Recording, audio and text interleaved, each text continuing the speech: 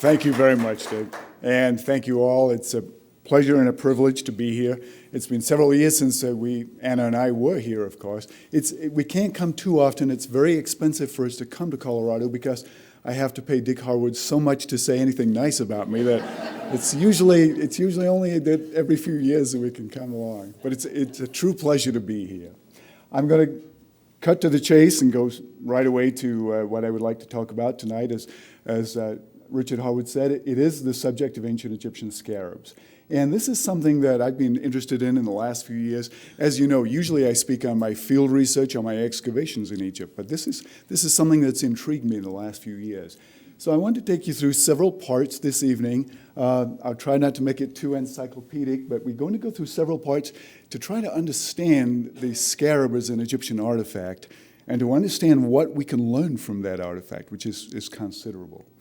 We're going to start with the scarab in nature and myth, and I want to preface what I have to say now with the fact, of course, that I am not an entomologist at all. I don't claim to be, but I'm very fortunate to be able to say that Dr. Krell is in the audience somewhere tonight. I see him there. We do have an Egyptologist, so if you see anybody throwing tomatoes at me, it's probably Dr. Krell, okay? But I will refer any technical questions to him. He is an expert in scarabs, and I just want to lead into this lecture tonight by just talking about some very basic things. The fact that the scarabs represent a very large family within the insect kingdom. It's a massive family. And looking at this chart here, you can see that at the level of the order, you have literally hundreds of thousands of species of insects of this type. When you get down into the superfamily and the family, we're still talking apparently about tens of thousands of scarab types. So it's a massive and very diverse group. My understanding is that the scarabs represent almost 10% of the beetles in the world, maybe between 7 and 10%, as I was talking to Dr. Krell earlier. So it's a massive group that we're talking about. And there's this amazing variety that you see on the screen, some of the different types of beetles that fall into this general category. We, however, are going to focus on this rather unassuming looking guy down in the corner. This is the one that is closer to what we find in Egypt usually, the dung beetle or roller beetle that we find there. And unassuming as it might be, I want to start now by looking at the fact that this was, for the ancient Egyptians, one of their most ancient and enduring symbols that they used in their civilization. If you go back to as early as 3000 BCE, so we're talking 5,000 years ago, in Upper Egypt, we have found, in the area of Abydos, we have found beetles buried in jars inside the burials. And we have no idea what they're for. They're just jars of beetles. I'm sure they weren't for afterlife snacks or anything like that, but they're jars of beetles placed in the burial ground, in the necropolis, in the burials themselves. And we can only assume that that's some kind of symbolic reason for them being there. In Lower Egypt, dating to the same time in the area of Tarkhan, 3000 BCE, a scarab-shaped jar was found that once again, because of its finding area in situ, in a burial, we're pretty sure that it had a symbolic reason for being there. Now, we don't know what it is. It's too early for it to have text to tell us, but we know that once you get into Egyptian history, as history unfolds, the scarab became the preeminent symbol of the sun, of creation, and of regeneration for the ancient Egyptians. It encompassed all of those things. And there are several reasons why it appears that the Egyptians related the scarab to these mythological issues, and we need to look at those right away to understand why it was such an important artifact for them. To look at the biology of this type of insect, many of the scarabs that are found in Egypt, especially adapted to be able to walk on the loose soil and the sand and to burrow into the sandy soil. And some of these burrowing beetles of the scarab, I don't know exactly what the level is of the family, but we're talking about the group here, that these beetles are able to tunnel into the ground and they will emerge out of the ground. And that was something the early Egyptians obviously saw and were impressed by, and it became for them a symbol of the concept of emergence, to emerge out of the ground like that. Many scarabs, as you all know, are roller scarabs. They're roller beetles that will make these large, sometimes ball of mud or dung, and just push them along. If you've been to Egypt, you've maybe seen them on the sides of the road there. Sometimes ball of mud, ball of dung, up to 100 times the weight of the beetle. So they're incredible things. And that obviously was not lost on the ancient Egyptians either. The scarab in nature became a type for the ancient Egyptians, of course, of this concept of the beetle pushing the ball of the sun through the sky. And this is, again, a very early symbol. We're not sure exactly when it started, but its importance is in the fact that the sun was the primary agency of creation for the ancient Egyptians. It was the primary symbol of creation. And so when you look at the lifestyle of some of these scarab beetles, the fact that they will make these balls of mud, which in most cases are food balls for when the larvae hatch out, and they place inside the tunnels, you see the cross-section there, and the young scarabs will hatch from a very similar ball. It's not usually quite that shape. It's a little more pear-shaped, the ones that they lay the eggs in. But for the ancient Egyptians, they didn't differentiate. They saw that very clearly as a symbol of the sun from which all life came. And they call this Kepa, the concept of to come into being from a solar agency, the idea of coming into life from the sun. And that initiation of life from the solar disk, again, was at the very, very core of Egyptian mythology. So what we have as we get started here is clearly a natural symbol, a living, walking natural symbol that the ancient Egyptians latched onto and saw as a perfect symbol for them, as an analog of what they wanted to see, this idea of this being pushing the sun through the sky. Except the equation seems to be very clear, but we have to ask what is wrong with this picture, and it's something that has puzzled Egyptologists for a long time. Why in nature does the scarab always push that ball with its back legs, but in Egyptian art, it's invariably shown holding that ball in its front legs? I mean, it may seem like a trivial question, but it's not. Because the ancient Egyptians were so careful in their representation of nature, they are amazingly astute in the way they will portray even the tiniest details, as you know. So it's a question. And there's a possibility we may have at least a hypothesis for an answer. It is possible that the ancient Egyptians were not mistaken, and I don't believe for a moment that they were mistaken, that they showed the wrong end of the beetle pushing that disc. I don't think that's the case. It is possible that there's something else going on here. And the situation is this. The scarab and the lily is something that in Egyptian mythology you find juxtaposed constantly. You all know, if you're interested in Egypt, that the water lily was another very preeminent symbol of the sun, of solar creation. The idea of the lily coming out of the primeval waters, of course, and that ball of beautiful golden stamens representing the sun itself. It is known that there are certain beetles of this general family that do in fact feed on that central area of the water lily. And this is still at the hypothetical level, but we're talking about the fact that when they feed like this, and this isn't necessarily the right species at all that we have here. It's just the only photograph I could find of a beetle in a water lily, so we're going to have to work with this one.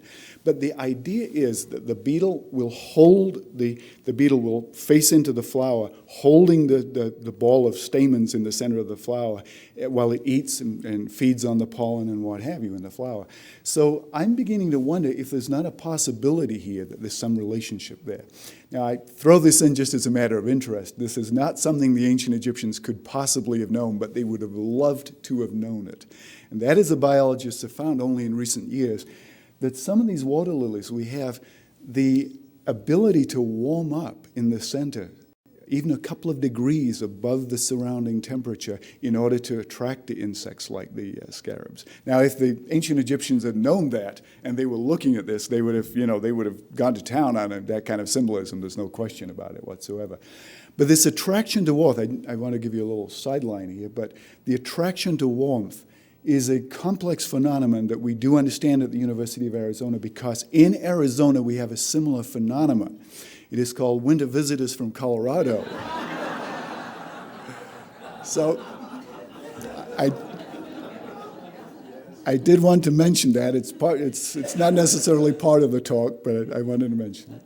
What is part of the talk, to get back to what I'm supposed to be saying, is this concept of the juxtaposition of the beetle and the lotus flower, the water lily flower. In my own archival research so far, and I've only just begun this research, but I found about 75% of the representations that I found, what you find is that the beetle is represented, the scarab beetle is represented in the same representation with the lotus flower, with the water lily flower. And that's something we have to kind of look at and think why, because even if it's symbolic, there's a reason for it. They don't put just unrelated things together usually in Egyptian art. And that might possibly then at least be something we want to try to pin down if we can, the idea that the holding the sun, the solar symbol in the front legs, if it's possible that that's relating to the lily rather than the dung ball, that would explain images where we do also see a scarab rather holding something in its back legs. Now, it cannot be the sun and the moon, because the moon, as you know, is shown differently in Egyptian iconography, and it is never shown as a lunar crescent, ever. It's always just two discs like that. So we're still in the realm of possibility and thinking about this, but I'm going to show you some more examples as we go along. Just want to point out to you, by the way, too, before we move on, look at these baboons, which are, of course, the symbols of the worship of the sun. And you see what they're holding, the water lily flower in their hands. So there's a lot going on here that we have to pin down. To continue, though, most scarabs are strong flyers as well. I don't know if you realize this, but despite their size and weight, they can fly, and they often do. And that was another thing for the ancient Egyptians, that for them it was very easy to see the daily solar cycle of the sun going through the sky as being pushed by this flying scarab that took it on its way. So, to summarize this introduction here, the scarab's habits, or the beetles of this type, we should perhaps say, of emerging from the ground, rolling a ball from which the Egyptians thought life emerged, perhaps its association with the water lily, and certainly its habit of flying. All of these things came together to be a mythological construct for the Egyptians that led to this idea of the god Khepri, the god of the rising sun. And as you know, Khepri, from that root of Khepri to come into being, was one of the three main forms of the sun god. You had the beetle representing the sun in the early part of the day, the sun disk at noon, and of course the ram-headed god of the evening sun. But in the iconography, Khepri is almost always shown as just the scarab beetle, or he can be shown in anthropomorphic form as a human with a scarab head. Now, it's some of these representations which are particularly interesting, because what we find when we find images of the god in human form with a scarab head, we find a lot of these, where the sun, he's shown as the sun god in the solar bark facing the scarab, the water lily, once again, that's being offered to him. So I think you can see there's a lot of information here that we need to try to pin down, but that's the general background. Sometimes you do need to be aware of the fact that, especially in the reign of Tutankhamun, the scarab symbolism was also related to the lunar crescent. But we don't think that's because the Egyptians really thought of it that way. We think it's part of this post-Amarna theological re-inclusion of the other gods, because in Tut's treasures, you see them making a concerted effort to bring in other gods that had just been disavowed during the Amarna period. So it's almost always solar symbolism that you're looking at when you see the scarab beetle. And that connection leads to some interesting things in the royal names, if you've never noticed this. But not only do you have just the basic forms of royal names, for example, Khepakara, the royal name of Sesostris I, and of course Tut, Nebkheperura, it's not just that the scarab beetle appears in that, but if you think about it, the imagery is much deeper for the ancient Egyptians. The ancient Egyptians had this concept by this time of the primeval god raising in his arms the solar bark, the solar boat, which has in it, you may just be able to see it on the slide, but there's the Khepra beetle, look, pushing the sun up. But when you look at that, you can understand a lot better those royal names, because Sesostris' name is actually in terms of the imagery, it is actually encoded, and those arms of the car represent the arms of the god raising the solar boat. And even in Tut's name, you might not have realized this too, but that Neb sign that you see down at the bottom is an encoded representation of the solar boat itself. So a lot of these royal names are making reference in their design to the mythology itself. So this is all tied together. You can't really separate this at all. And that's why, of course, in the treasures of King Tut, you have so many of these pectoral necklaces and things like that, bracelets, all kinds of amulets showing the scarab beetle. Clearly very, very important. But the scarab was not just something for royal jewelry. It also had that humble counterpart, the Scarab Seal that was used in the millions upon millions in ancient Egypt. And that's what we're going to talk about now. The Scarab Seal actually developed over time. The early seals that we used in Egypt were little simple stamp seals like that, usually pyramidal shaped. Only as time went on, they made what we call button seals. They'd have this shape, of course, they pierced so you could wear the seal around your neck. But they made almost like a little button, so we call them button seals. As time went on, they became zoomorphic, and you get various animals shown in that form, and only eventually the scarab form. But once the scarab form appears, it almost takes over the others overnight and becomes the standard seal type in ancient Egypt.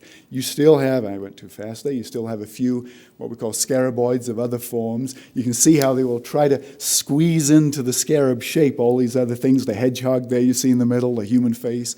But it's the scarab that they come back to time and time again. And some of these scarabs are amazingly anatomically correct in terms of the representations. Look at that, the elytra, the wing cases, you look at the thorax, the way that is shown, the clypeus, the front parts of the beetle, and even if you notice on the wing cases there, look at this, what's called the humeral callosity. It is almost always marked on Egyptian scarabs, even if it's not very clear on the beetles themselves. They have this level of anatomical detail. See the callosity there again? They really go to town on making these things so exact.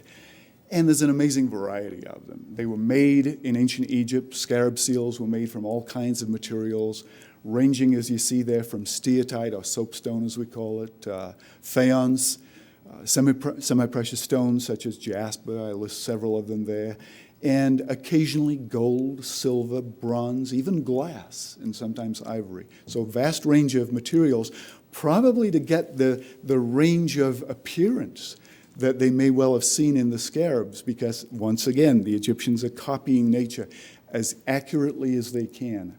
And you have almost as much variety in the artificial scarabs as you have in the living world. You also get varieties of forms. Occasionally you'll get human-headed scarabs. They're strange things. You'll get scarabs where they show a human face on the back, or even these double scarabs. And if you ever see those, they're interesting because what they are directly analogous to this kind of statue that you may have seen in the Cairo Museum. You see two people like this, and sometimes I've seen these in the Cairo Museum, even mislabeled as two brothers. And if you read the hieroglyphic text, it says specifically that it's the man in his car. So sometimes they're mislabeled even in museums. And you can always recognize this because they don't use the basic principle of isocephaly, that level between the heads. If you look very closely, one of them is always a little shorter than the other because the car has to fit inside the body. So it's always a little bit smaller. And the scarabs, if you see double scarabs, one's always a little bit smaller in exactly the same way. All right, now we're getting organized. You have a little bit of background. We can start to look at the scarab as a document, because most scarabs don't just have that insect top, they have the document on the underside. And there are four types of scarab documents. I want to introduce them to you. The first one is the scarab name seal. These are basically just like the kind of signet ring you might wear nowadays and were used in a similar purpose. You see how they look like that. They were worn so the finger could go through the ring, and then it could just be rotated very easily to use as a seal. That's how a lot of those scarab name seals were utilized. They usually had personal names on, or an individual design that the person could recognize, because some of those people couldn't read, of course, in that culture. And we found vast numbers of these personal seals, but few show much wear or sign of use. So I think most people had a seal, but didn't get to use it very often. We do find mud sealings, though, with scarab impressions. So we know they were used probably mainly by officials, people working in the bureaucracy, things like that. The other type, the second type, is scarab amulets, and these are actually more widespread. These are equivalent to what in some branches of Christianity you might think of as a St. Christopher medallion or a Star of David or whatever the religious background might be. But in Egypt you find they usually represent deities, kings, or beasts of some kinds. And sometimes, especially with some of the more famous pharaohs, these ideas are joined together to make them extra potent. So on this one, for example, Thutmose III, you see the king shown as a sphinx. And it also, if you look at his name, Thutmose III's name can also be read, this is technically, but it can also be read as the name of the god Amun-Ra, if you read it in a different perspective. So you have all of those ideas being fused into one. And even what we would call good luck charms, ones like this, Ptah repays every good deed, or may your name endure, and may you have many children, good deeds, things like that. And finally, a class that we still haven't pinned down the exact meaning, but within that type of general protective scarabs, what are called ANR, simply because they have the hieroglyphic letters, ANR. We don't know if they were read that way, or RAN, or NRA maybe, who knows? We have no idea what they were. But they seem to have been protective scarabs, so a lot of them had that meaning. The type that you're perhaps more familiar with are the heart scarabs. Now, the heart scarabs, of course, were placed above the heart of the mummy. And you know the story, the way that the heart in ancient Egyptian mythology was weighed on the balance in the afterlife judgment. It was weighed against the feather of truth. And of course, if you didn't pass this test, the amulet got you, and that mythical monster, that was the end of you. But it was, in other words, heart insurance, that you would have the 30th chapter of the Book of the Dead inscribed on it, on the base of the scarab, some part of it. And I just give you this little sample here. Oh, my heart that I received from my mother, my heart that I've had since my birth. Many of you have read this, I know, but in case you haven't, my heart that was with me throughout all the stages of my life, do not stand up against me as a witness, pleading with the heart not to get the spirit of the person in trouble. One of my students pinned this down. He calls these things State Farm scarabs. It's obviously an insurance policy that the ancient Egyptians utilized. Now, according to the Book of the Dead, the heart scarab was supposed to be made from red carnelian to have that symbolism of the heart, but very often they're not made of that. And there's a lot of variety, surprising variety in heart scarabs. Some of the heart scarabs are made in the shape, as you see up here, of the heart hieroglyph, which is a little vase with those handles that you see there. And you can see those handles. They will often take other things such as faces that have shapes like ears that mimic the handles on the heart hieroglyph. So it's still essentially the heart hieroglyph that's being shown there. And these things were suspended around the neck of the mummies or stitched to the mummy wrappings, as you know. And the final type that you need to be aware of are the commemorative scarabs. We'll come back to these because these are the really interesting ones. But they are basically the same as you might get a commemorative plaque nowadays. And they were used for announcements, royal weddings, special occasions. In other words, anything that you would use a greetings card for nowadays, essentially, but with a whole lot more archaeological value, as you're going to see. And that's what I want to talk about now, the core of what I have for you tonight.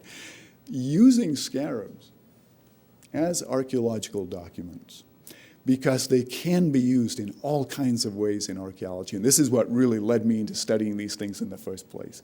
It's surprising what you can learn from them, but we have to use them carefully. That's one of the big things I want to stress. For example, we use scarabs all the time in dating archaeological strata. If you have scarabs, they're great. You can pinpoint down a stratum very, very effectively.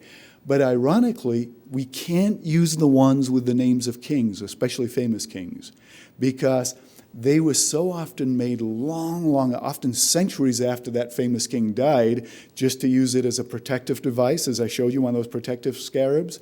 So if a scarab has a name, especially of an important king, we can't use it for dating. We have to look at the other side. We have to look at all the little design elements. And it's those design elements that enable us to pin it down. If we have a scarab in a stratum, we can usually tell the very reign of the king, and sometimes the early or later part of the king, when that stratum dates from, just by looking at the type of scarab, but not the name on the king, not the name of the king at all. We can also use scarabs for looking at ethnic and cultural identification, and this is something that's only been realized in the last few years and started to be developed, that scarabs can be tracked because different ethnic groups were using different types of scarabs. The best example I can give you right now is the Hyksos, and you all know about the Hyksos, of course. They were the Semitic invaders who came into Egypt about 2000 BCE, conquered the northern area of Egypt, and ruled it for a little while there. We have always known that those Hyksos, or rulers of foreign lands, as the Egyptians called them, were Semitic peoples. They were somewhere out of the Middle East, but we just didn't know where. It is only in this past year that the Israeli scholar Daphne Ben-Tor, who is really the preeminent scholar in Egyptian scarabs nowadays, she did the research that looked at where these scarab designs on the Hyksos scarabs came from, and she was able to pin it down and prove that those scarabs came from the area of modern Palestine, Israel-Palestine.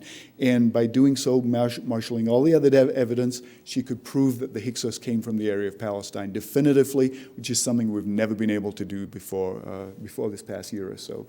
And that article, by the way, was published in our new journal, JEAI, so we were very, very pleased to be able to carry that article. Next thing, tracking trade with scarabs. If we find scarabs in digs in other lands outside of Egypt, they're usually a great, great indicator of trade going on with Egypt. Now, once again, you have to be careful. Sometimes we don't know whether it was direct trade, A to B, or whether there was some middleman in between, and that obviously kind of complicates matters a little bit. You have to be very careful about suggesting the Egyptians traded with people in Alaska. Maybe there was somebody in between that, was carrying things around. But nevertheless, even if this was disrupted trade like that, it still tells us about trade patterns, and we can often find where the Egyptians were getting their raw materials from that they didn't have in Egypt. Because if we find scarabs, Egyptian scarabs, in a distant land, even if they were traded through several trading sessions, it doesn't matter, because if we find the product that distant land was famous for in Egypt, we know there was trade going back and forth, even if it was indirect. So we're using them that way too. Not just generally, but by using scarabs, we've been able to work out very, very complex trading networks in the ancient Mediterranean basin, so they've proven very helpful. And this is the one that I find the most interesting, analyzing Egyptian diplomacy with scarabs. Now, the basic level, it's just a continuation of what we said about trade. If you find a lot of scarabs in an area, it's usually a very good sign. I'm talking about outside of Egypt. It's usually a very good sign that there were good diplomatic relationships. I'll give you a little example from our day and age. Do you remember, it's not too long ago, that French fries, people were calling them freedom fries, and people were not buying French wines because people were upset at France for whatever had happened at that time? Now that's human nature. That's happened throughout history.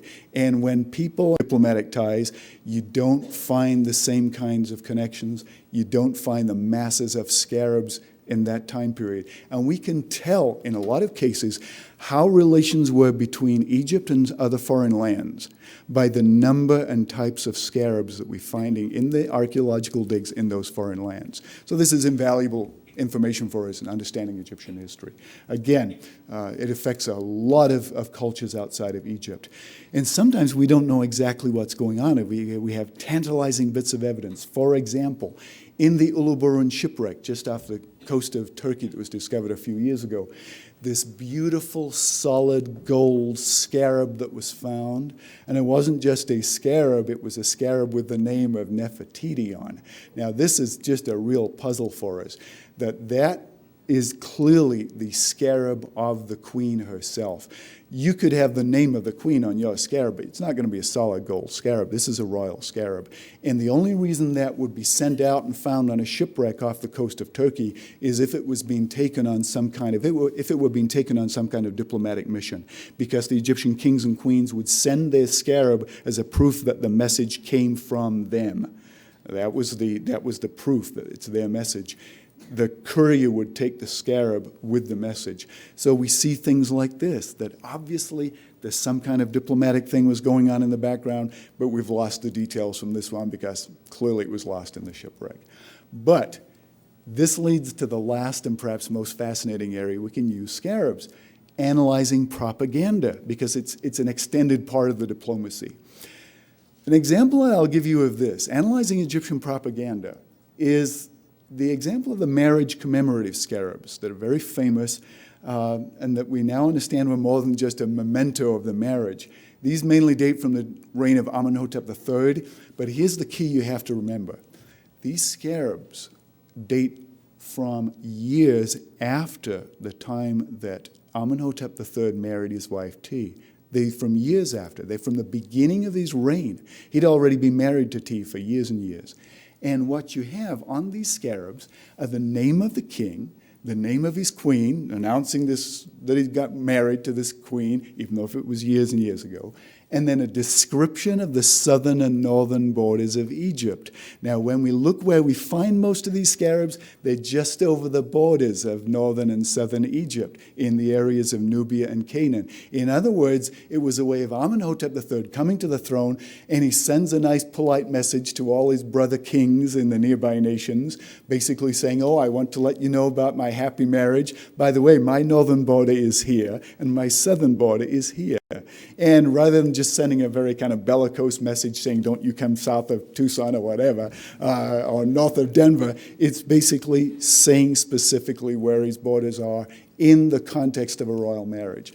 The only other marriage scarab we have from Amenhotep III that mentions the borders is from this time of when he married a Mesopotamian princess.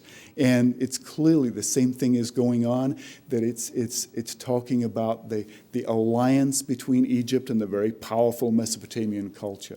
So we're finding there's a lot of propaganda, and I have no doubt that there's political diplomatic messaging going on in these things. And one more example you might find interesting of this is the lion hunt scarabs of Amenhotep III. He sent out scarabs when he went lion hunting too, but look how he did this. If you'll take my word for it, if you don't read the glyphs, but he will usually talk about how fierce the lions were that he hunted, how many of these great lions that the king took in hunting, and he just happens to mention where he was on his hunting trip. And of course, we find these scarabs just over the border of where the hunting trip took place. So he's obviously sending them out to local rulers, just reminding them that he's often in their neighborhood, and he's a powerful king that hunts lions before breakfast, and, you know, he's not to be messed with. So again, there's a vast array of propaganda that you have here. And we're only just coming to understand this level of propaganda usage that the ancient Egyptians utilized through the study of scarabs. So you can see by the numbers too, the 64 marriage scarabs, these are just 3 of the types of Amenhotep scarabs. But they show you, I think they make the point here, 137 of the lion hunt scarabs, and when he made the Great Pleasure Lake, only 11 of those. So clearly the others are much more important, and they've been used for very particular purposes. Finally, they can be used for tracking cultural influence, because the foreign nations were so enamored of Egyptian civilization that they would not just slavishly copy Egyptian scarabs, they'd make their own scarabs with basically Egyptian designs on them. And that shows Egyptian influence very, very clearly. This one from Spain, this one from Turkey, this one from Northern Africa. They look like Egyptian scarabs. They're not. They're made in other areas where they're definitely trying to copy for the magical purposes or whatever the reasons they wanted to use those scarabs. And in each case, found in foreign countries, copied very effectively. And we know it's not just slavish copying because of the religious aspects. Not only do these foreign scarabs, such as this one found in Turkey, showing the goddess Hathor, not only do they show the image of the god, but look at this one.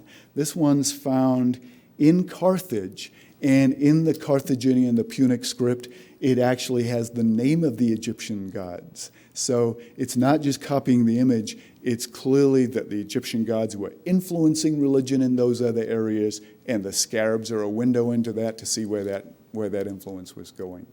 So I want to finish now. Now I've given you a little bit of background. I want to just finish by showing you that the scarab, this is an ongoing enterprise. There's no question about it. The influence of the scarab today. Now, I'm not talking about those horrible things they sell to you in Egypt. You know, these are the #1 tourist products, of course. I've got some too, so don't worry if you have them. These are great little things, but they're not as good as the ancient ones, of course. But I'm not just talking about that. I'm talking about, I went too quickly there. I'm talking about modern scarab jewelry, for example.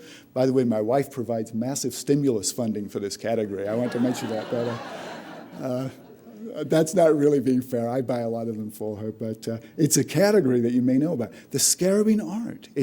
Once I started getting interested in this, I couldn't believe how often this motif crops up in the work of artists, in paintings like this, in sculpture.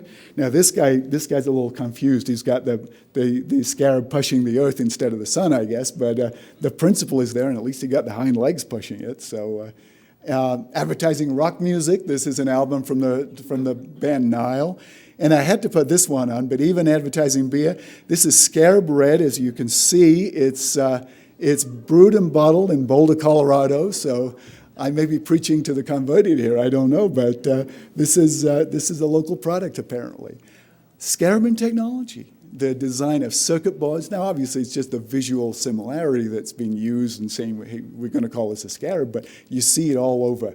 It's not just that 1936 scarab car. It's been a design influence in so many ways. You know what? The new lunar rover that is being planned for the next lunar mission is a scarab design, and that's what it's called, a scarab. And we have scarab boats. We have scarab all kinds of things. Since very early in the Second World War, the British Royal Air Force has a whole squadron, 64th Royal Air Force Squadron. It's the Scarab Squadron. So it's amazing where the scarab crops up just everywhere. Even, and this has got to be my favorite, this present-day experimental plane. Now, isn't this something? I mean, you can see why they would call this thing a scarab. I mean, it's just an amazing thing. So the scarab is still a design factor today after 5,000 years, and this is a serious endnote here, that I want to leave you with this thought that the scarab is the oldest religious symbol that we are aware of archaeologically. There is no other archaeological evidence of a symbol that was used that far back in ancient history that is still being used as a design element and is popular nowadays. There just is not. And so it's an amazing resurgence, if you like, of a very ancient idea. And I would be remiss if I didn't just finish by giving you a little further reading. I am going to put this in context, though. You see my own book on the side, but that's the one that's probably the easiest to get. But seriously, if you get a chance, get this one by Daphne Bentor, the 1993 book. It is the best book that's been done on scarabs in terms of the background. If you get a chance to get that, get it. It's out of print. It's very hard to get. But if you get interested in this area, that is a key book. It's absolutely excellent. So buy it after you buy mine, of course, but at least try to get that one if you can. It's an excellent book. So that's what I have for you on the archaeology and symbolism of scarabs. I hope it illuminated that area a little bit for you. If you have questions, I'll be very glad to take them. Thank you.